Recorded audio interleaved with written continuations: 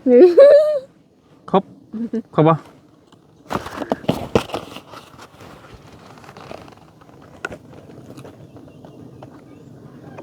เอื้อยสันเดียวอ่ะ อืมเพิ่นบ่บอกชื่อพี่น้องเอ้ยแต่เพิ่นให้บอกว่าเป็นทั้งเอื้อยซ้ำเนื้อเนาะเห็นบ่บ่ตูนตอนท่านได้โอนข่าวเนาะ เพิ่นบอกว่าเป็นทั้งเอื้อยซ้ำเนื้อซ้ำเนื้อเนาะซ้ำเนื้อนี่ไทยบ่คือลาวบ่ตูนไทยก็มีกันเนาะ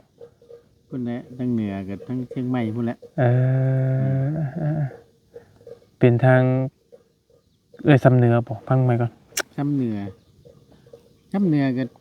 ช้ำลาวเฮา อันนี้เฟซเป็นได้เพราะว่ากันถามแล้วเพิ่นมาบอกเพิ่นบอกแล้วว่าเป็นเอื้อยสันเดียว ผู้หญิงเป็นทั้งเอื้อยซ้ำเนื้อพี่น้องเอ้ยเนาะ ถามขนาดถามเพิ่นนั่นเลยเป็นคนลาวบ่หรือคนไทย แล้วบ่ยาวน่ะถามว่า ขอบคุณเพิ่นถึก แล้วบ่ยาวน่ะถามเอ้ยเพิ่นว่าถามหมู่ว่าเพิ่นจุดประสงค์ของเพิ่นนั่นคืออยากซื้ออาหารหมาเจ้าแล้วเพิ่นเห็นหมาเพิ่นเจาะเห็นหมาเจ้ามันจ้อย แล้วบ่ยาวแล้วก็เลยคัดเพิ่นนิดนึงพี่น้องเอ้ยเนาะก็คือทั้งอาหารหมาน่ะมันพอมีแล้วตอนนี้หลายเติบหลายถุงใหญ่นึงพี่น้องทั้งบ่ดีกับบ่เตียงบ่เป็นคนซื้อมาหลายเติบเลยพี่น้องเอ้ย เพิ่นให้ซื้ออาหารมาให้บ่ยาวก็เลยคัดไปแล้วนึงว่าอาหารหมาน้องเพิ่นมีแล้วตอนนี้เปลี่ยนเป็นอย่างอื่นได้บ่อ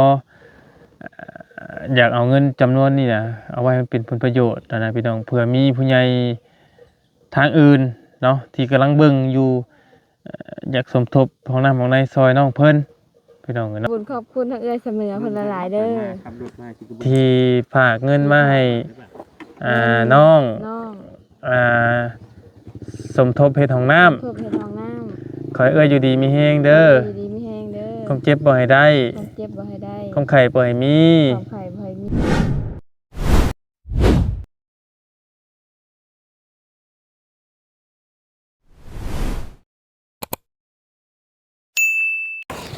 คงมีใช่ปะเอาก่อน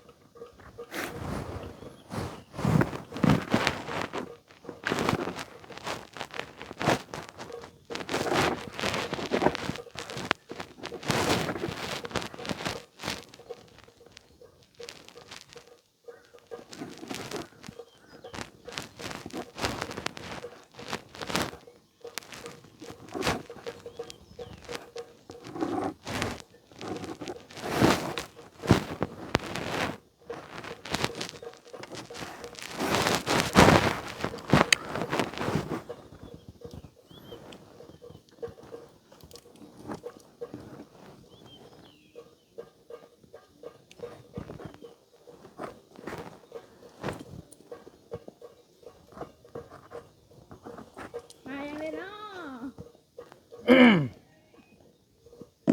ชอบแตก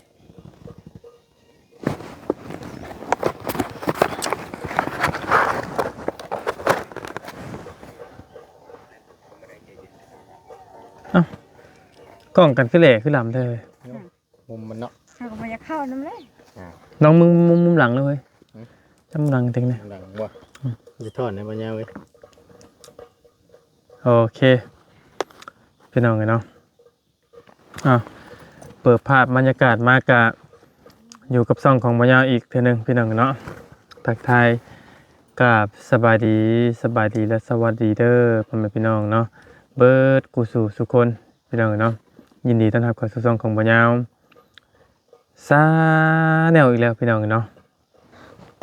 อยู่กับน้องน้อยคือเก่าพี่น้องอยู่ให้อยู่หน้าเพิ่นนี่แหละพี่น้องช่วงแรงๆในอากาศสิออกมาเลยพี่น้องเนาะ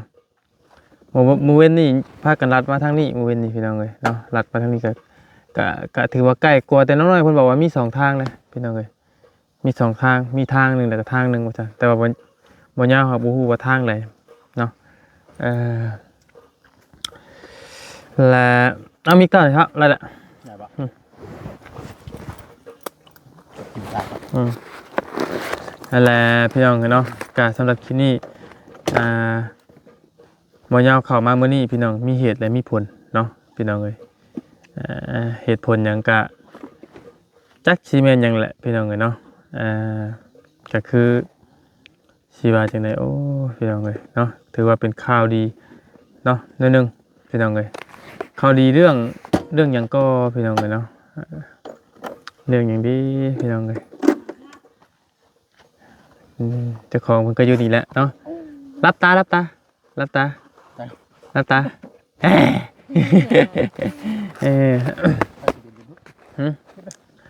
เอาพี่น้องไงก็คือใช่นะ เพราะมาจีหามันมากระทันสุดวันอะไร ตับไปนี่เนี่ยสบายดีนักหน่อย สบายดี สบายดีเนาะ เลย ยังโอ้หมอนี่เนาะอันนี้ของปลอมหรือของแท้นี่ ของปลอม ชื่อใคร 100,000 ใครชื่อให้ ซื้อเอง ชื่อเองผู้บ่าวบ่ บ่ซื้อเอง เงินบ่ แม่น เอ้าพี่น้องเอ้ยพอดีไผเข้ามาหาในมื้อนี้ โอ้หลายคนมีรถใหญ่บ้านหลัง มีรถใหญ่มา 5คัน บ่จันเพิ่นมากับเมียบ่ ก็แม่นแล้วก็เบาแล่บ่ ไผเคยบ่เลย เพิ่นว่าเพิ่นบอกเฮาเบาแล่หน้าดำว่ะ เขาบ่จันได้น่ะเลยแล้วแม่นบ่มากับเมียแล้วบ่ มาผู้เดียวกับเมียบ่จัน สองคนมากับเมีย บ่จันพี่น้องกันเนาะเอาพี่น้องเอ้ยมื้อเช้านี้บ่ยาวอีกแหละพี่น้องเห็นในคลิปน้องนิวเนาะพี่น้องเอ้ยเห็นในคลิปน้องนิวก็คือพอดีพี่น้องเอ้ยทั้งน้องนิวเนาะเพิ่นแจ้งข่าวดีทั้งน้องน้อยพี่น้องเอ้ยว่าเงินสมทบเรื่องของน้ำนั่นแหละเนาะและคล้ายๆว่ามีเงินอยู่400 บาทพี่น้องเอ้ยเนาะเพิ่นว่าสิซื้อหยังนี้มาให้น้องน้อยเพิ่นว่าเนาะเพราะว่าพวกอาหารหมูอาหารมาก็คล้ายๆว่ามีพอได้กินอยู่พี่น้องตอนนี้เอาอาหารมาเต็มเที่ยงอยู่พี่น้องเอ้ยเนาะสิอ้วนบัดนี้แหละพี่น้องเอ้ยเนาะขนาดมาอยู่เพื่อนบ่ยาวยังบ่ได้อันกินเลยพี่น้องเอ้ยเนาะแล้วก็ที่นี่เนี่ยบ่ยาวกับบ่ตูนได้ว่าถ้ามีบ่จักให้เฮ็ดก็ลองเรื่องของน้ำน้องเพิ่นเบิ่งพี่น้องเอ้ยเนาะเอาแบบทุนเพิ่นบ่หลายนะพี่น้องแบบเรื่องของน้ำของในเนาะก็เลยลองประกาศในคลิปเบิ่งให้น้องนิวเป็นคนเปิดว่าเรื่องของน้ำของในก่อนลองเบิ่ง400 บาทพี่น้องเอ้ยเนาะบ่ตูนเรียกว่า400 เหรียญเหรอวะ แลอัน หลายเลย ทั้งช่องของหมอยาวพี่น้องเนาะก็เลยเข้ามาเพิ่มเติมอีกพี่น้องก็คือเห็นเรื่องของน้ำของในคือมันคล้ายๆว่าค่อนข้างจะลำบากพี่น้องเนาะของน้ำถึงมันที่อยู่ป่าก็จริงพี่น้องแต่ว่าทางน้องน้อยเป็นผู้หญิงเนาะก็แน่นอนแหละพี่น้องเวลาปวดทุกข์นี่มันบ่สามารถเฮาบ่สามารถปิดก้นได้เลยพี่น้องมันต้อง แม่นน่ะเนาะมันไปเอาสินความก้นมันก็ถือเฮาน่ะเนาะพี่น้องแน่นอนได้นะเป็นผู้หญิงนะพี่น้องเนาะกังเว้นสิมาโซก้นแหล่คนเบิ่งไวเลยเฮ้ยเนาะเป็นผู้หญิงผู้หญิงแหละก็แต่ตัวอาบน้ำอาบในนี่พอฟังเนี่ยยังมาน้องเพิ่นมีน้ำก๊อกน้ำหยังแล้วพี่น้องเนาะแล้วก็น้องเพิ่นจะอาบแต่กลางคืนแล้วก็อยู่ให้อยู่ในกับคนมันก็จะบ่ค่อยหลายปานใดแน่พี่น้องเนาะน้องคอนคือกันได้พี่น้องอันนี้สไตล์เดียวกันทั้งน้องคอนกันเนาะอยากให้น้องเพิ่นมีห้องน้ำในกันนะเนาะกะเลยพี่น้องเนาะ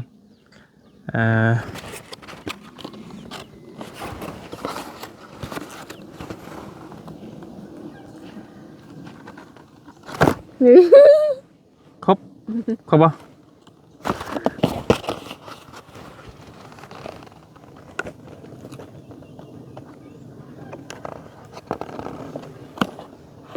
ไม่เอาอะไรเลย บอก อันนี้ดี บ่เป็น ดี บ่เป็น โอ้ยดี อีดี เอาคืออ่านบ่เป็น ห้ามบ่เป็นหนังสือ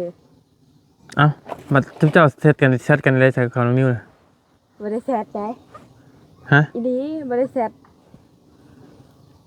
บ่ได้แชท แชทแต่เสียงซื่อนะบ่ได้เขียน อืมเขียนชื่อเป็นเจ้าของเป็นอยู่บ่ เป็นอยู่ อันน้อยเลยจ้ะ น้อยก็เป็น เออมาน้อยเลยจ้ะ มาน้อย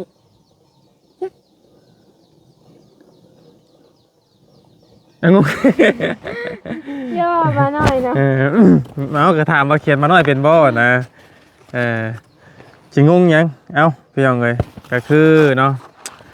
ทางระบาวมาในตอนนี้พี่น้องเอ้ยเนาะก็คือ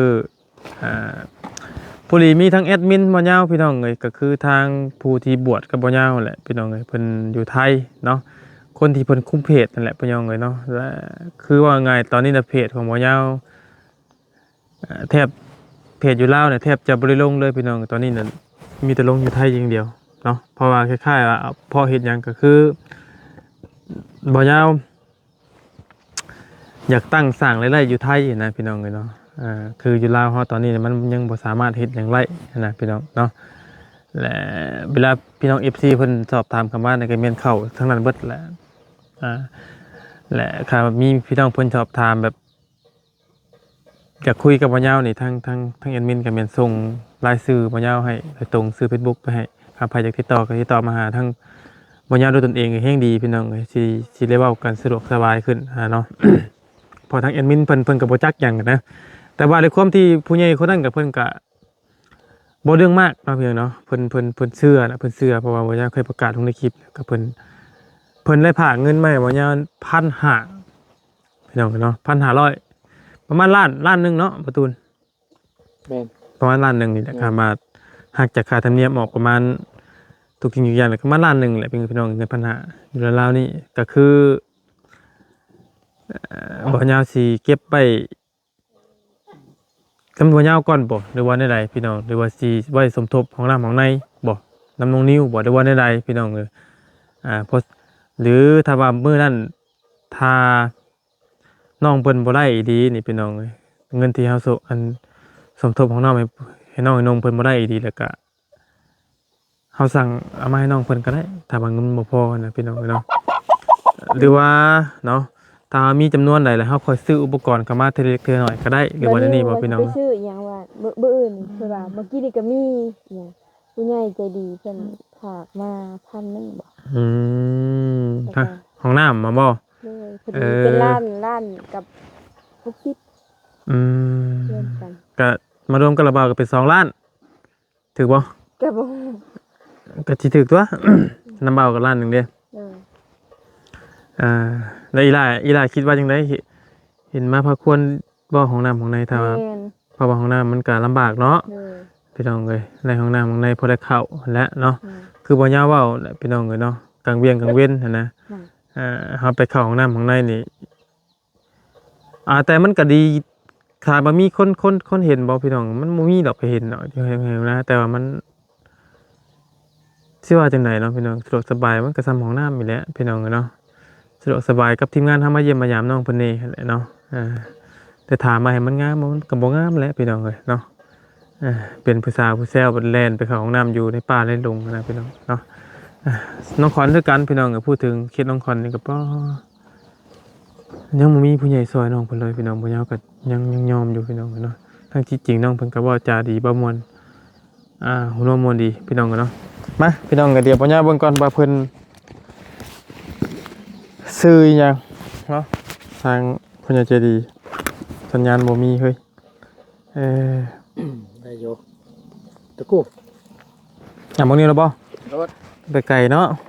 เบิ่งแหน่เฒ่าความเสียสละของน้องนะลึงเอาต่อหน้าต่อตาเลยนะเฮ้ย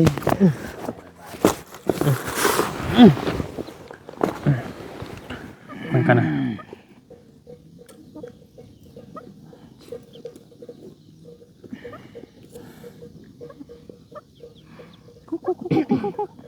เพราะว่าเพิ่นบ่บอกสื่อเสียงหนึงนำเนาะ อันนี้เฟซเพิ่นได้เพราะว่ากันถามนะเพิ่นบ่บอกเพิ่นบอกก็ว่าเป็นเอื้อยซ้ำเดียวอะ อืม เพิ่นบ่บอกชื่อพี่น้องเอ้ยแต่เพิ่นให้บอกว่าเป็นทั้งเอื้อยซ้ำเหนือเนาะเห็นบ่บ่ตูนตอนท่านได้โอนข่าวเนาะ เพิ่นบอกว่าเป็นทั้งเอื้อยซ้ำเหนือเนาะซ้ำเหนือนี่ไทยบ่คือลาวบ่ตูนไทยก็มีกันเนาะ พุ่นแหละทั้งเหนือกับทั้งเชียงใหม่พุ่นแหละ เป็นทางซ้ำเหนือบ่ฟังใหม่ก่อน ซ้ำเหนือกับคำลาวเฮา อันนี้เฟซเพิ่นได้เพราะว่ากันถามแล้วเพิ่นมาบอกเพิ่นบอกก็ว่าเป็นเอื้อยซั่นเดียว ผู้หญิงเป็นทั้งซ้ำเหนือพี่น้องเอ้ยเนาะ ถามขนาดถามเพิ่นนั่นเลยเป็นคนลาวบ่หรือคนไทย แล้วบ่ยาวน่ะถามว่า ขอบคุณเพิ่นถึง แล้วบ่ยาวน่ะถามเพิ่นว่าถามหมู่ว่าเพิ่นจุดประสงค์ของเพิ่นนั่นคืออยากซื้ออาหารหมาเจ้าแล้วเพิ่นเห็นหมาเพิ่นเจาะเห็นหมาเจ้ามันจ้อย เลย แล้วบ่ยาวเลยก็ได้คัดเพิ่นนิดนึงพี่น้องเอ้ยเนาะก็คือทั้งอาหารหมาน่ะ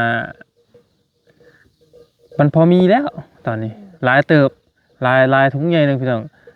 ทั้งบ่ดีกับบ่เตียงบ่เป็นคนซื้อมา แม่ หลายเติบเลยพี่น้องเอ้ย เพิ่นได้ซื้ออาหารมาให้บ่ยาวก็ได้คัดไปแล้วนึงว่าอาหารมาน้องเพิ่นมีแล้วตอนนี้เปลี่ยนเป็นอย่างอื่นได้บ่อยากเอาเงินจำนวนนี้น่ะเอาไว้ให้มันเป็นผลประโยชน์นะพี่น้องเผื่อมีผู้ใหญ่ทางอื่นเนาะที่กำลังเบิ่งอยู่อยากสมทบห้องน้ำห้องในซอยน้องเพิ่นพี่น้องเอ้ยเนาะสิได้ทำไรหรือบ่ได้ทำไรเฮาบ่ฮู้พี่น้องเอ้ยสิได้ทำไรบ่จักแต่ว่าถ้าไล่พอเป็นก้อนเป็นกำนิดนึงแล้วเฮาก็สิทยอยซื้ออุปกรณ์มาไว้ตัวที่ใดมันบ่ฮักบ่เพใช่ไหมพี่น้องเอ้ยอาจสิซื้อเป็นดินบล็อกบ่ซื้อเล็กมาไว้บ่นะพี่น้องไล่ตัวใดเฮาก็เอาตัวนั้นก่อนไว้นะเนาะแต่สิให้มันพอทีเดียวนี่ก็เฮาก็สิแล้วสมบูรณ์เลยนี่บ่ฮู้พี่น้องคำว่าเรื่องของน้ำนี่บ่ยาวคิดเห็นพอสร้างพี่น้องเอ้ยเนาะพอสร้างยาวแล้วเอาถึกเนาะคิดไว้นะถ้าว่าน้องเพิ่นได้ห้องน้ำดีคิดว่าจะเอาพอสร้างยาวเนี่ยมาเฮ็ดอยู่นี่เนาะแล้วก็ผู้ซอยแล้วก็สิแม่นให้ทางนางน้อยแล้วก็ทางพ่อละทุกพ่อเจ้าเองก็แหละซอยเพิ่นเด็กก็ละกบเก็กกันนะทั้งพ่อเจ้าพ่อเฮ็ดไรอยู่บ่ก่อสร้างก็ได้อยู่ติ ว่าบ่เป็น บ่เป็นบ่คืองกลัวจักกิถ้ามาบ่ได้ใส่หัวสิติงกขัวนั้นบ่ได้เด้สิโอ้หมอน้อยๆนี่ เอาดีมกดีใจแท้น้องเพิ่นได้หลายพี่น้องเนาะก็คือเราว่าก็บ่ฮู้ว่าเจ้าสิได้ซำใดเด้อ เลย แต่ระบาฮู้แต่ว่าเงินตอนนี้เจ้าน่ะมีเงินนำระบาอยู่ 1,500 ก็สิอยู่ประมาณล้านน้อยๆนี่แหละพี่น้องเอ้ยบ่ฮอดล้าน มันก็อิงตามเดทเงิน แม่นอยู่ในอีกตามเรทเงินนี่แหละบ่ยาวคิดว่าประมาณล้าน20ไปพันไปมานี่แหละ แต่ว่ามันเดทมันขึ้น จะได้สูงถ้าเดท ก็คือ น้อย หักจากค่าทั้งดอกธรรมเนียมอีกเลยพี่น้องเพราะว่าทั้งเพิ่นก็ส่งมาปัญหาพอดีเลยนะพี่น้องเอ้ยเนาะและบ่ยาวก็มีหน้าที่ขี่มาแจ้งน้องเพิ่นนิดนึงนั่นแหละพี่น้องเอ้ยถ้าว่าเก็บไปเงินระบาบ่ไปใส่ดอกเนาะแต่ถ้าไว้น้ำเจ้าน่ะมีสิทธิ์เบิดหรือว่าจะสิเก็บไว้เองบ่หรือว่านี่ได เก็บไว้แล้วไอ้ เจ้าบ่ยังก็เอาไปใช้ได้บ่ บ่ ร้อย ได้ เนาะนั่นก็ได้พี่น้องกันเนาะเก็บไปก็ได้น้ำงบทางนิ้วก็ต่างหากงบน้ำปอยาวก็ต่างหากกูชึกตื่นเต้นเลยพี่น้องเลยถือรู้สึกว่าครั้งแรกเลยที่มาผูกพันอยู่กับน้องน้อยนี่อยู่น้ำน้องนี่ห่วยมันอาทิตย์ปลายแล้วบอกว่าอะไรอันบอกตูนอาทิตย์2 อาทิตย์แล้วบอกประมาณนั้นเลยเนาะครั้งแรกข่าว1,500พี่น้องกันเนาะถือว่าคิดว่าโอ้ยคือสิมีไผผ่านทั้ง2บ่ยาวมาให้ทางน้องหน่อยแล้วว่าซั่นเนาะ2สหายอีกแล้วบ่ บ่รถเถียงกับเจ้า ประมาณนี้พี่น้องเอ้ยก็คือทางบ่ยาวเองก็เลยบ่เรื่องของน้ำซะพี่น้องกันเนาะเพราะว่าห้องน้ำจำเป็นนั่นแหละพี่น้องเอ้ยเนาะจำเป็นแฮงถามว่าคือท่านจำเป็นบ่ก็เป็นเบิดน่ะพี่น้องเอ้ยเนาะที่ก็อยากให้น้องเพิ่นได้เบิดทุกคนนั่นแหละเฮาเข้าเขตหาเขตอะไรก็อยากน้องเพิ่นมีเคยมีซ่านอยู่เบิดก็สู่ทุกคนนั่นแหละพี่น้องกันเนาะแล้วอันนั้นก็คือบรรเทาทุกข์ได้ละเติบแหละเนาะตัวน่ะเอาหลังจาก มื้อนั้นฮอดบ่นี้เนาะพี่น้องถามทางน้องน้อยมาก่อนพี่น้องรู้สึกจังได ตื่นเต้น บ่นะหลังจากบ่รู้สึกตอนที่เจอกับเราแล้วก็มาทุกมื้อนี้รู้สึกยังไงตอนนี้ โหคิดว่าอะไร บ่ว่าแบบไหนเจ้ารู้สึกแบบไหนเจ้าก็เว้านั่นแหละเมื่อยบ่ บ่ รำคาญบ่หรือว่าจังได๋ บ่กันแบบมีแต่ก่อนเนาะเฮาอยู่ผู้เดียวแบบก็มีอ้ายเข้ามากับแบบม่วนแบบสินะแบบเว้าหัวเว้าอีหยังเว้าลิ้นเว้าหัวกันเว้าหยอกกันแบบในคลิปนั่นแหละแบบมีสีสันเนี่ย อืม ก่อนเฮาบ่มีหมู่เลย ๆ จักคิดว่าอะไรก็ อยู่ผู้เดียวเนาะตะกี้กันเนาะพี่น้องเอ้ย มีพวกอ้ายมาแล้วก็พอเว้าลิ้นเว้าหัวอีหยังสิก็ม่วน เพราะว่า ดีใจพวกอ้าย ของแบบนี้นะพี่น้องเลยเนาะคือเฮาบ่อยากบังคับใจไผเนาะมันก็มีเด้มีหลายกรณีเด้พี่น้องเอ้ยบางครอบครัวทุกข์ก็ยะข่อยบ่อยากได้ความช่วยเหลือข่อยอยากอยู่ข่อยแบบนี้ก็มีเด้เนาะแบบนี้ก็มีคือกันพี่น้องเอ้ยแต่บ่อยากก็ถามทั้งน้องๆเพิ่นอยู่ถามทั้งน้องๆถามทั้งแม่เนาะก็คือน้องๆเพิ่นพอใจบ่พ่อแม่เพิ่นพอใจบ่ในการที่เฮาเข้ามาถ่ายคลิปถ่ายทำทุกมื้อนี้เพราะว่ามันบ่ได้มีแต่เฮาเด้พี่น้องเนาะถ่ายทำเทื่อก็ถ่ายคลิปก็จะเมื่อยนิดนึงก็เมื่อยอยู่พี่น้องเนาะ เมื่อยแต่เฮามีความสุข อืม แบบบ่ได้เว้า แต่ ลิ้นเว้าหัว หรือบ่อยากให้เขาเข้ามานี่ก็เป็นสิทธิ์ของเจ้าเป็นสิทธิ์ของเจ้าที่สิบอกที่ไม่บ่ต้องเกรงใจว่าบ่ต้องย้านว่าอ้ายเว้าจังซี่บอกก็คือเป็นสิทธิ์ของเจ้าถ้าว่าทางเจ้าว่าเฮาอย่าเลยเฮาเมื่อยเฮาบ่มักในด้านนี้แต่เฮาสิพออยู่พอกินหาอยู่หากินเฮาเองแหละก็ได้แน่นอนเลยแต่มันเป็นสิทธิของเจ้าเองแหละบ่มีบังคับเจ้าหั่นน่ะ อ้ายอ้าว แต่ถ้าจะว่าถ้าจะว่าปฏิโอ้เฮามีความสุขดีอ้ายนุ่งมาเล่นน้ำนี่ก็ถือว่าเป็นการดีหั้นนะ อืม อันนี้บอกเพื่อน้องให้น้องเพิ่นฟังซื่อพี่น้องเลยว่า เจ้ามีสิทธิ์เถียงได้เจ้ามีสิทธิ์เว้าได้เอาเว้นว่าทางชิมายมาน่ะสิทายนำแล้วก็เจ้าก็มีสิทธิ์เว้าได้คือกันว่าเฮาบ่เอาเด้อครับชิมายบ่ต้องเข้ามาเด้อก็เจ้าก็มีสิทธิ์เว้าได้ถ้าเจ้าว่าบ่มีปัญหาจังได๋ชิมายก็เข้ามาคือเก่านะเนาะแต่เข้ามาก็คือเฮ็ดนั่นแหละพี่น้องเนาะก็คืออ้ายเว้าแล้วว่าแต่ละคนเนาะต้นทุนคนเฮาบ่คือกันรวมถึงในตัวระบาบางเทื่อคือเจ้าเฮ็ดนะระบาบางมื้อก็มีให้ อืม บางมื้อก็บ่มีให้ แต่ก็บ่เป็นหยัง ก็บ่เป็นหยังเนาะคือต้นทุนคนเฮาบ่คือกัน คือบางมื้อนี่คือผู้นี้มาถ่ายทำนี่อาจจะมีให้เงิน50,000เพื่อเป็นที่น้ำใจของเพิ่นยื่นให้บัดผู้นี้มาแบบบ่ได้หยังก็บ่ให้คิดแบบนั้นนะเนาะให้เสมอต้นเสมอปลายดีกว่าพี่น้องเนาะเอาเฮงเว้าเฮงยืดเฮงยาวเฮงเว้าเฮงนั่นพี่น้องเนาะ มีแต่ว่าดีมุกดีใจนำหลายๆเนาะที่มีผู้ใหญ่เพิ่นฮักเพิ่นเพลงเด้อ เด้อ ก็ถือว่าเริ่มมีผู้ใหญ่ฮักผู้ใหญ่เพลงอยู่พี่น้องเนาะก็ดีใจน้ำลายเนาะก็มีแต่ที่ระบาวเคยว่ากับเจ้าไว้เจ้าว่าเป็นแล้วบ่ ยัง เป็นหยังคือเอาเป็นคือเราว่าสอนอยู่ตลอดเวลา สอนแต่ว่าบ่เป็น สอนแล้วบ่จำ นี่ เว้าออกเอาเว้ามื้อนี้เด้อทะลุออกหูพุดแม่นบ่หรือว่าใด มันบ่เป็นอีหลีเลย ๆบ่เจ้านอนกลางคืนเจ้าคิดหยังอยู่ แต่ก็คิดหลายอยู่แต่ว่าคิดอยู่แต่ว่าบ่เป็นว่าบอกว่าบ่ได้แต่บางคำ เจ้าต้องคิดนำเจ้าต้องนอนคิดนำเมื่อนำแรงอ้ายๆเพิ่นตั้งใจเข้ามาหาเฮาเว้าเพิ่นเดินเวียกเดินงานให้เฮาปานนี้เนาะได้อยู่ได้กินเพิ่นก็ซื้อมาให้เฮาอาหารหมู่อาหารมาก็โอ้ยละย้อนเพิ่นเจ้าต้องนอนคิดแล้วบ่แดงนี่เฮาเว้าได้แค่นี้บ่บัดเพิ่นให้ขอบมุกขอบใจบัดเว้าบ่เป็นถ้าต้องโอ้ที่จริงเฮาต้องเว้าหลายๆกว่านี้ให้เจ้าฝึก เด้อ ขอบบุญขอบคุณผู้ใหญ่ก็สิมีหยังล่ะถ้าเฮาเป็นผู้น้อยกลัวเฮาก็ขอบบุญขอบคุณถ้าเป็นผู้ใหญ่คนไทยก็ถ้าบางลาวเฮาขอบใจก็ได้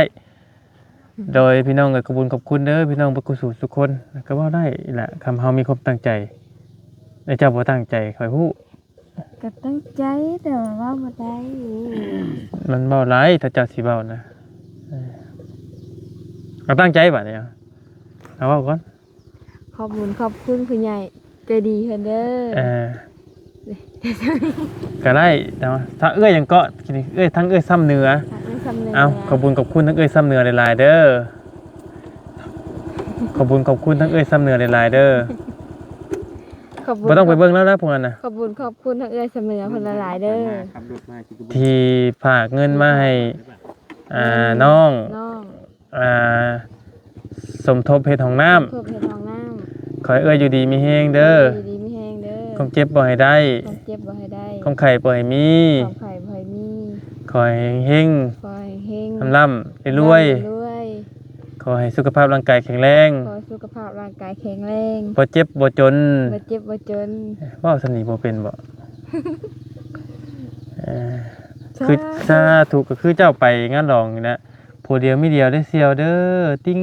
ขอเจ็บขอไข้ขอล้มขอตายหายไปในมื้อนี้ปิ้งถิ่มลงไปเว้าเป็นบ่ บ่เคยไปจักเทื่อ เอ้า อีนี้